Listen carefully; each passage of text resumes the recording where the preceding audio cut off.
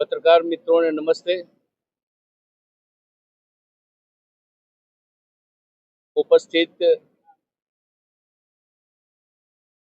राज्य सरकारना मंत्री माननीय श्री कमलेशभाई, जिल्लाना अध्यक्ष श्री डॉक्टर ब्रह्मभट्टजी, भाई श्री ऋत्विजभाई, धारासभ्यश्रीओ, सौ આગેવાનો,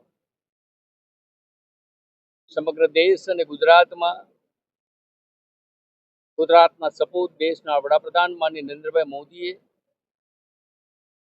કેન્દ્ર સરકારમાં 12 વર્ષ પૂર્ણ કરીને દેશની અંદર સૌથી વધારે સમય પ્રધાનમંત્રીની જવાબદારીનો નિભાવવાનો જ્યારે કાર્યક્રમ કર્યો છે, એ કાર્યને બિરદાવવા માટે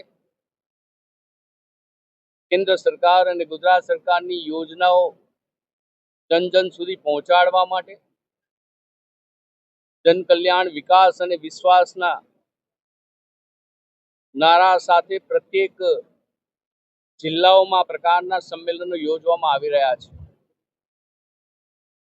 આપણા સૌ માટે આનંદ અને ગૌરવની બાબત કે સમગ્ર દેશમાં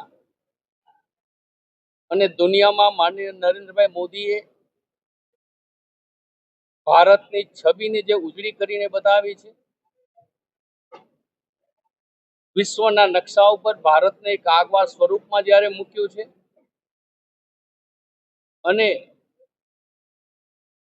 પ્રથમ મારો દેશ પ્રથમ રાષ્ટ્ર ના નારા સાથે જનકલ્યાણની અનેકવિધ પ્રકારની વિવિધ યોજનાઓને ઘર ઘર સુધી પહોંચાડી છે.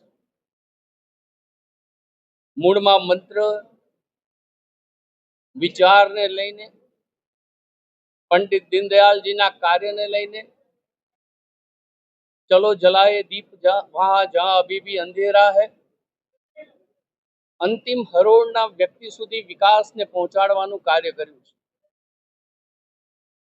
જનલક્ષી, ગરીબ હિતલક્ષી, સમાજ હિતલક્ષી અનેકવિધ યોજનાઓની સાથે સાથે વિકાસની નવી દિશા સમગ્ર દેશને આપવાનો પ્રયત્ન કર્યો છે.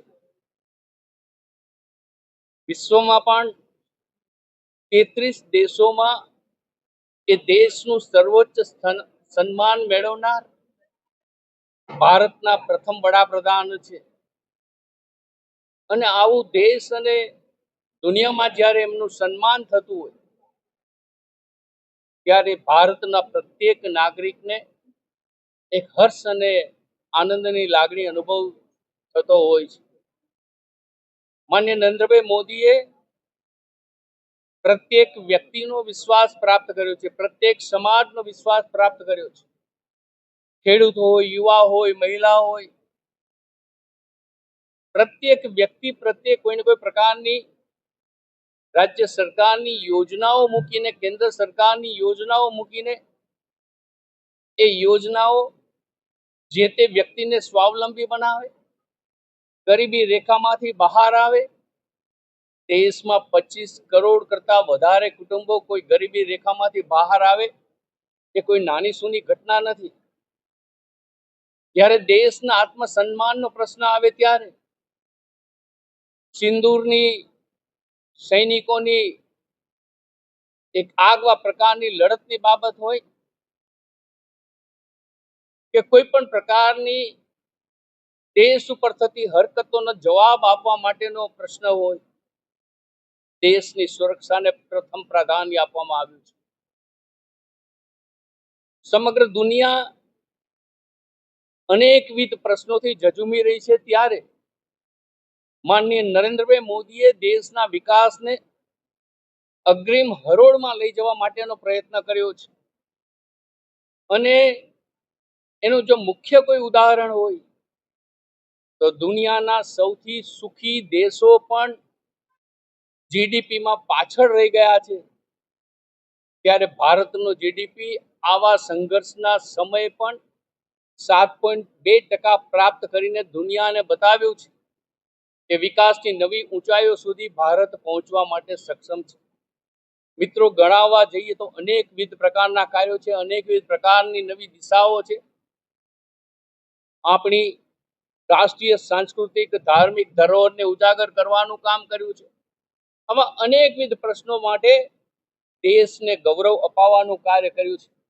અને એવા માનનીય નરેન્દ્રભાઈ મોદીએ જ્યારે સૌથી વધારે પ્રધાનમંત્રીની જવાબદારી નિભાવવાનું કાર્ય પૂર્ણ કર્યું છે, ત્યારે એ પ્રત્યેક કાર્યકર્તા સુધી, પ્રત્યેક સમાજના હિતલક્ષી વ્યક્તિ સુધી પહોંચાડવાનું કામ એ ભારતીય જનતા પાર્ટીના બધા જ કાર્યકર્તાઓ કરી રહ્યા છે.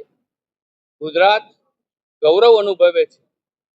જે પ્રકાર 2001માં ગુજરાતની વિકાસની યાત્રા શરૂ થઈ, વોટ બેંકની રાજનીતિના બદલે વિકાસની રાજનીતિના દર્શન ગુજરાતને કરાવ્યા, અને એ જ દર્શન 2014 થી વિકાસની રાજનીતિના સમગ્ર દેશને કરાવ્યા.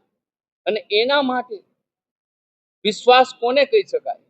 જ્યારે વ્યક્તિના, નાગરિકોના મતોનું જન વિશ્વાસમાં પરિવર્તન થાય, અને એ ભારતીય જનતા પાર્ટીએ માનનીય નરેન્દ્રભાઈ મોદીએ વિકાસના કાર્યો થકી જન વિશ્વાસ પ્રાપ્ત કર્યો છે. ત્યારે અમારા સૌ વતી માનનીય નરેન્દ્રભાઈ મોદીને અભિનંદન આપીએ છીએ, શુભેચ્છા આપીએ છીએ. વડોદરા જિલ્લાના ભારતીય જનતા પાર્ટીના તમામ કાર્યકર્તાઓ, મુખ્ય આગેવાનો આજે અહીંયા એકત્રિત થયા છે. એમના વતી પણ માનનીય નરેન્દ્રભાઈ મોદીને ખૂબ ખૂબ અભિનંદન આપીએ છીએ. દેશ આગળ વધે, ભારત વિશ્વમાં શિરમોર બને, એ દિશાના પ્રયત્નો માનનીય નરેન્દ્રભાઈ મોદીના કેન્દ્ર સરકારના હંમેશા રહ્યા છે. અને એમાં પ્રત્યેક નાગરિક સૂરથી સૂર મિલાવીને, કદમથી કદમ મિલાવીને એમને સપોર્ટ આપે પ્રકારના કાર્ય આગળ વધી રહ્યા છે. પુનઃ સૌને ખૂબ ખૂબ અભિનંદન.